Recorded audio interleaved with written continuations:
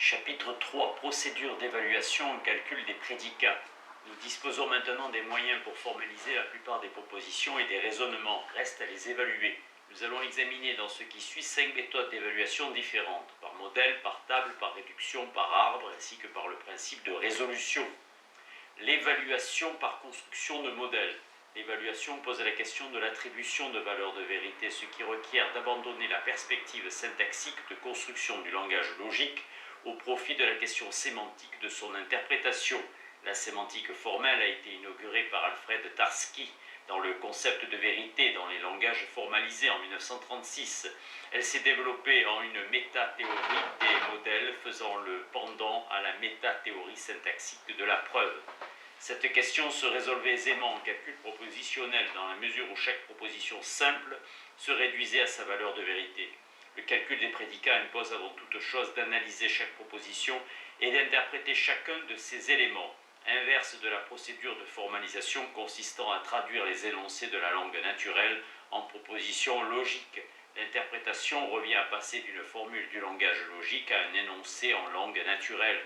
On pourrait aussi envisager une interprétation arithmétique qui ferait appel à un autre langage formel. Pour interpréter les formules logiques, il convient de donner un sens à tous les symboles non logiques et de faire intervenir les constantes logiques. Structure d'interprétation et modèle.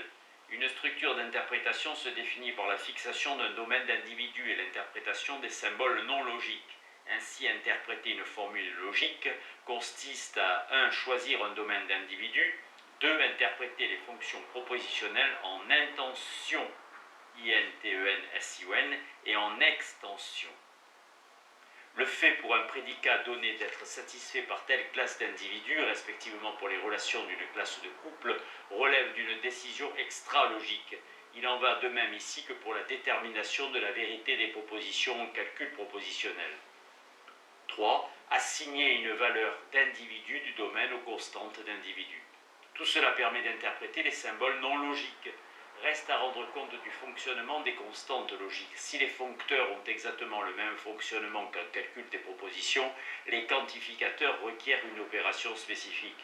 4. Assigner une valeur d'individu du domaine aux variables d'individu. Si la variable en question n'est pas libre, l'assignation dépend du quantificateur qui la lie. On peut dès lors interpréter et évaluer les formules de calcul des prédicats, soit par exemple une structure d'interprétation qui admettent un domaine d'individus composé d'Ariane, Béatrice, Catherine, Denis, respectivement représentés par des constantes A, B, C, D, et les prédicats être une femme et être un humain. Une telle interprétation peut se représenter par des diagrammes. Cette interprétation permet d'attribuer un sens à de multiples propositions. FA signifie Ariane est une femme par interprétation du prédicat et assignation d'une valeur d'individu à la constante. Cette proposition singulière est vraie. A fait bien partie de l'extension du prédicat. Ces cas illustrent le fait que les foncteurs propositionnels, en l'occurrence la négation et la conjonction, gardent en calcul des prédicats le fonctionnement qui était le leur en calcul des propositions. Réalisabilité, validité. Une interprétation qui rend vraie une proposition constitue un modèle de cette proposition.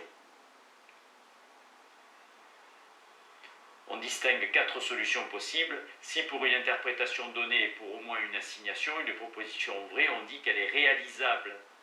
2. Pour une interprétation donnée et pour toute assignation, une proposition est vraie, on dit qu'elle est valide. 3. Si une proposition est valide, pour au moins une interprétation, elle est réalisable logiquement, ou réalisable tout court. 4. Pour toute interprétation et toute assignation possible, une proposition A est valide, on dit qu'elle est valide logiquement, ou valide tout court. Concrètement, la procédure d'évaluation s'opère en 3 temps. 1. Il faut savoir si la formule à évaluer est réalisable, si elle admet au moins un modèle. À cette question, 2 réponses. Sinon, aucune interprétation ne la rend vraie. Dans un domaine fini, on énumère tous les cas possibles. Dans un domaine non fini, on met en évidence une contradiction. Si oui, on construit un modèle et on établit que la proposition est réalisable. 2. En ce dernier cas, on peut se demander si la proposition est valide pour une interprétation donnée. Il suffit de montrer que pour l'interprétation en question, toute assignation la rend vraie. Sinon, il suffit de construire un contre-exemple. Si oui, on montre qu'on ne peut trouver de contre-exemple. Si la proposition est valide pour un modèle, on peut en fait se demander si la proposition est valide universellement. Sinon, il suffit de construire un contre-exemple. Si oui, on montre qu'on ne peut trouver de contre-exemple. La proposition constitue alors une loi logique. Telle que nous venons de la présenter, la construction de modèles permet de comprendre la procédure sémantique d'interprétation des propositions de calcul des prédicats.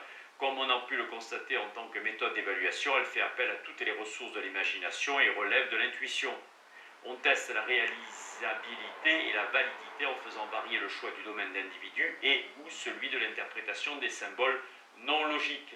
Mais il n'existe aucune règle pour déterminer ces choix. C'est pourquoi on peut lui préférer des procédures algorithmiques et mécanisables. Cependant, nous verrons plus tard comment utiliser la méthode des arbres pour construire automatiquement des modèles. L'évaluation par table. La méthode des tables de vérité constituait la première procédure algorithmique du calcul des propositions. Pour dresser une table de vérité en calcul des prédicats, il convient là encore de procéder a priori, de déterminer un domaine d'individus, d'attribuer à chaque prédicat impliqué toutes les interprétations possibles pour tous les individus du domaine et enfin d'évaluer la formule en fonction des quantificateurs et des foncteurs qu'elle contient. On constate qu'elle est valide pour l'hypothèse d'un domaine ne comprenant qu'un individu. On dit alors qu'elle est 1-valide. On réitère alors la procédure pour un domaine à deux individus AB. La fonction P de x peut recevoir alors 4 interprétations. On évalue alors la proposition entière et P de x est vrai pour au moins une assignation et x de P de x est vrai si pour une interprétation donnée Px est vrai pour toutes les assignations. D'une manière générale, on remarque que la procédure des tables de vérité devient rapidement impraticable en calcul des prédicats. Lorsque le cardinal du domaine d'individu est 3, il y a déjà 8 interprétations par prédicat. Il faut ensuite combiner ces interprétations selon le nombre de prédicats présents dans la formule, puis procéder à l'évaluation. De toute façon, la validité en question est toujours relative au cardinal du domaine d'individu choisi. Aussi, cette procédure est-elle théoriquement exclue pour les domaines infinis. Ces raisons pratiques et théoriques expliquent aisément que l'on préférera là, plus encore que pour le calcul propositionnel, d'autres procédures d'évaluation. Pour un usage plus développé des tables en calcul des prédicats, voir la logique mathématique de Kleene. La réduction au calcul propositionnel. Lorsqu'on travaille sur un domaine d'individus fini, on peut réduire les formules du calcul des prédicats à des formules du calcul propositionnel et les évaluer selon les méthodes connues. On procède en 4 temps. 1. Supprimer les variables libres en les quantifiant universellement. 2. Supprimer les quantificateurs en procédant de gauche à droite et en remplaçant les propositions quantifiées par leur réduite conformément à leur définition. 3. On obtient alors une formule composée de conjonction et de disjonction de propositions singulières. Il suffit alors conventionnellement de renommer ces propositions singulières PQR pour obtenir une proposition complexe du calcul des propositions. 4. On évalue la proposition selon les procédures du calcul des propositions, par une table, une formule normale ou un arbre. 2 branches restant ouvertes, la proposition initiale n'est pas 2-valide. Telle qu'elle, cette méthode suppose un domaine fini et en fait pratiquement très limité. Toutefois, en 1915, Lovenheim a montré en utilisant une méthode ensembliste inspirée par Schroeder que les formules de calcul des prédicats monadiques avec égalité valide dans tout domaine fini l'étaient universellement pour des domaines infinis, sur les possibilités du calcul de relations. À sa suite, Herbrand, selon une stratégie formaliste, a établi la validité des propositions du calcul des prédicats pour des champs infinis dans écrit logique. L'évaluation par les arbres. L'évaluation par arbre présente le mérite d'être totalement algorithmique et applicable à un domaine d'individus infini. Il suffit de reprendre la procédure utilisée en calcul des propositions en l'enrichissant de 3 opérations complémentaires qui vont gouverner l'usage des seuls opérateurs nouveaux du calcul des prédicats, les quantificateurs. Opération complémentaire, instantiation universelle. Si on a x de P de x doit être satisfaite pour toute valeur d'individu, PA, PB, PC, etc. On peut donc itérer indéfiniment cette opération d'instanciation. Pour gagner du temps, il convient de recourir aux valeurs figurant déjà sur la branche de l'arbre en question. Instanciation existentielle.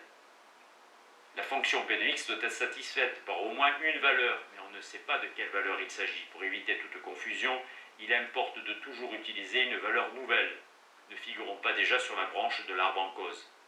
On ne recommencera pas l'opération, elle est non itérable. Intertraductibilité des quantificateurs. Ces 2 opérations permettent de traiter la négation des quantificateurs. Il est conseillé pour des raisons heuristiques d'économie de toujours commencer par traiter les négations des quantificateurs, puis d'opérer les instantiations existentielles avant les universelles, donc d'utiliser les règles précédentes. On constate aisément sur l'exemple de l'ordre correct pour que l'ordre correct soit respecté. On constate que l'on a commencé par l'instanciation existentielle et ainsi on gagne une opération. Pour étendre la procédure d'évaluation par arbre au calcul des prédicats, il suffit donc de recourir aux règles suivantes. Nier à la formule à évaluer les branches, sont-elles toutes fermées? Les sous-formules sont-elles toutes traitées? Oui, non. Traiter chaque formule par les opérations et distribuer. Méthode des arbres en calcul des prédicats. La méthode de résolution. Comme en calcul des propositions, nous commencerons par l'usage déductif qui fait la spécificité de cette méthode avant d'aborder son usage évaluatif. Usage déductif en calcul des prédicats. Nous allons procéder à l'extension de la méthode de résolution en examinant successivement 3 cas de plus en plus complexes. Premier cas.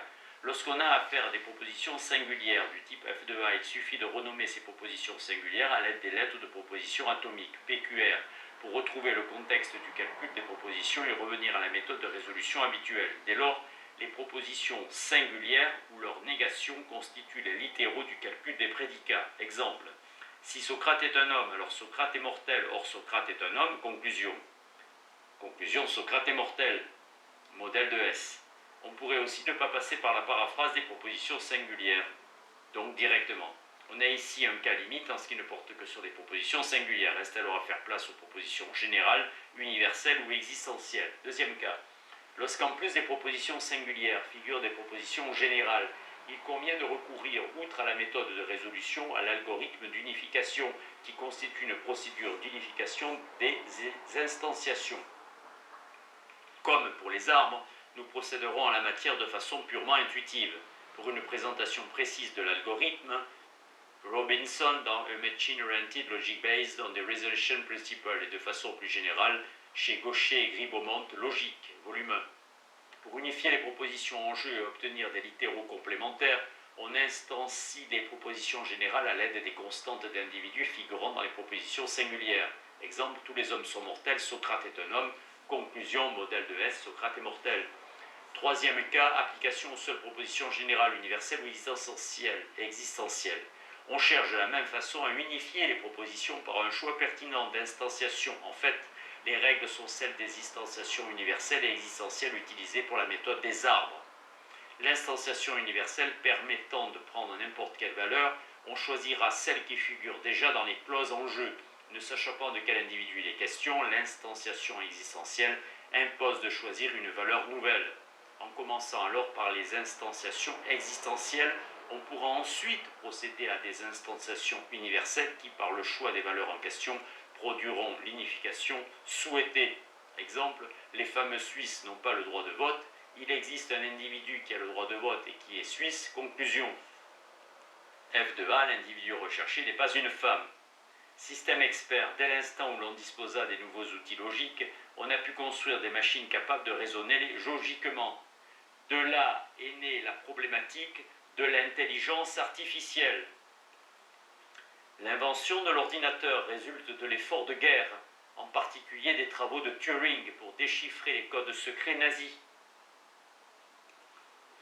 L'informatique fit ensuite un grand pas lorsqu'en mai 1956, Newell, Shaw et Simon inventèrent le premier programme logique de Logic Theorist pour démontrer des théorèmes du calcul des propositions. Pour ce qui concerne le calcul des prédicats, l'algorithme d'unification nécessaire à l'application de la méthode de résolution a été exposé par John Robinson dans un article de 1965. A Machine-Oriented Logic Based on the Resolution Principle, où la méthode est utilisée comme procédure de réfutation automatique de théorèmes mis en forme normale prénexe de Skolem. Et en 1972, le français Alain Kolmraer écrivit le programme Prologue, programmation en logique, qui permit l'implémentation informatique du formalisme du calcul des prédicats, la programmation en logique de premier ordre. 1977. Ainsi, les ordinateurs devenaient non plus de simples calculateurs numériques, mais des machines capables d'un calcul logique sur des symboles universellement applicables. Il en résulta, entre autres, la construction de systèmes experts qui constituent des systèmes d'aide au diagnostic et à la décision. Mycin, en 1975, permettait le diagnostic des méningites. La méthode informatique utilisée était nouvelle, non plus procédurale, mais déclarative. La méthode procédurale obligeait à programmer la machine étape après étape et donc à ne rien oublier et à tout prévoir. La méthode logique, qui recourt au principe de résolution, est déclarative. Elle fournit en des modules différents des informations à la machine. 1. Base de connaissances composée de règles qui dépendent du domaine considéré, généralement du type si, alors. 2. Base de faits. On fournit des faits considérés comme admis, connaissances dans le domaine. 3. Moteur d'inférence utilisant la méthode de résolution. 4. Interface qui gère la communication entre l'homme et la machine. Par application des règles de la base de connaissances sur les faits admis, la machine en déduit de nouveaux faits qui à leur tour vont enrichir la base de faits. Prenons d'abord un exemple en calcul des propositions pour illustrer l'usage de la méthode de résolution dans un système expert, soit un diagnostic de panne automobile. On se donne une base de règles décrivant de façon fort simplifiée le fonctionnement d'un moteur à essence. 1. Si vous tournez la clé de contact P, le moteur doit démarrer Q. 2. Si le moteur ne démarre pas, alors la batterie est à plat. Négation de R. Ou le circuit électrique est défectueux. Négation de S. Ou l'alimentation en essence ne se fait pas correctement. Négation de T. 3. Si la batterie est à plat, on n'entend pas le bruit du démarreur. Négation de U. Si l'essence arrive au carburateur, V, alors l'alimentation en essence est bonne. T. On constate l'effet suivant, on tourne la clé de contact et le moteur ne démarre pas, alors que l'essence arrive au carburateur et qu'on entend le démarreur. Pour établir le diagnostic, il convient d'abord de formaliser les règles, puis de traduire en propositions les faits. On transforme la conjonction des règles en une suite de clauses à laquelle on ajoute les faits. Il suffit alors d'appliquer la méthode de résolution pour obtenir les littéraux, affirmatifs ou négatifs, qui vont constituer les conclusions recherchées. On apprend en effet que l'alimentation en essence est bonne, la batterie est chargée, le circuit électrique est défectueux. On remarquera toutefois que l'on peut poursuivre l'application du principe de résolution et faire surgir une contradiction. Une telle contradiction ne doit pas dérouter, elle témoigne simplement de l'existence de la panne. Si on tourne la clé de contact, on doit normalement démarrer, mais justement on ne démarre pas. Prenons maintenant un exemple en calcul des prédicats monadiques, faisant cette fois appel à des connaissances fantaisistes en zoologie. Règle de la base de connaissances. 1. Si x allaite ses petits a de x, alors c'est un mammifère m de x. 2. Si x possède des plumes p de x, alors c'est un oiseau o de x. 3. Si x possède de la fourrure d de x, et si c'est un mammifère m de x, alors il est très lourd l de x. 4. Si x est un oiseau o de x, s'il ne vole pas, négation de v de x. Et s'il ne vit pas dans la forêt, négation de f de x, alors c'est un pingouin g de x. 5. Si x vit dans la forêt f de x, et s'il est très lourd l de x, alors c'est un ours u de x. 6. Si x est un mammifère m de x, et s'il vit dans l'eau e de x, alors c'est un cétacé c de x. 7. Si x est un cétacé c de x, et s'il est très lourd l de x, alors c'est une baleine b de x. Les faits. 1. Il allaite ses petits a de x. 2. Il est très lourd l de x. 3. Il vit dans l'eau e de x. 1. Premièrement, traduction des règles. 2. Traduction des données. 3. On instancie universellement les règles et on les transforme en clauses. 4. On applique la méthode de résolution sur les règles et les faits. Pour simplifier la présentation, nous décomposerons la procédure. Conclusion. L'animal en question est un mammifère m de x, un cétacé cx, une baleine b de x. Pour un exercice à partir d'autres faits, voir la 4e partie, exercice corrigé et commenté. Usage évaluatif. Comme on calcule des propositions, la procédure apagogique consiste à nier le raisonnement complet, à le transformer en une conjonction de clauses et à appliquer le principe de résolution jusqu'à obtenir une clause vide.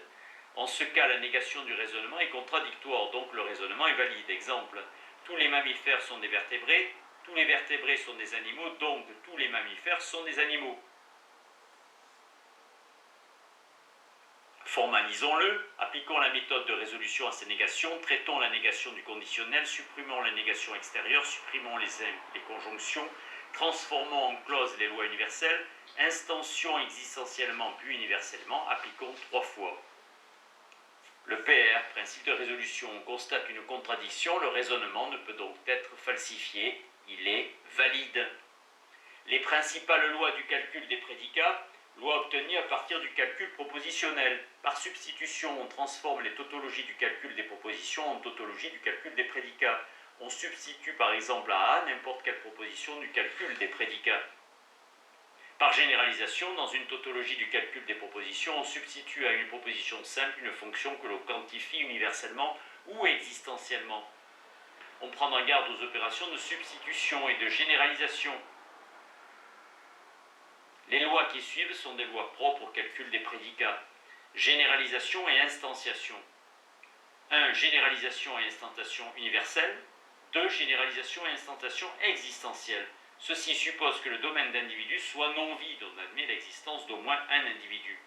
De l'universel à l'existentiel. La subalternation n'a pas de droit contrairement à ce que croyaient les anciens.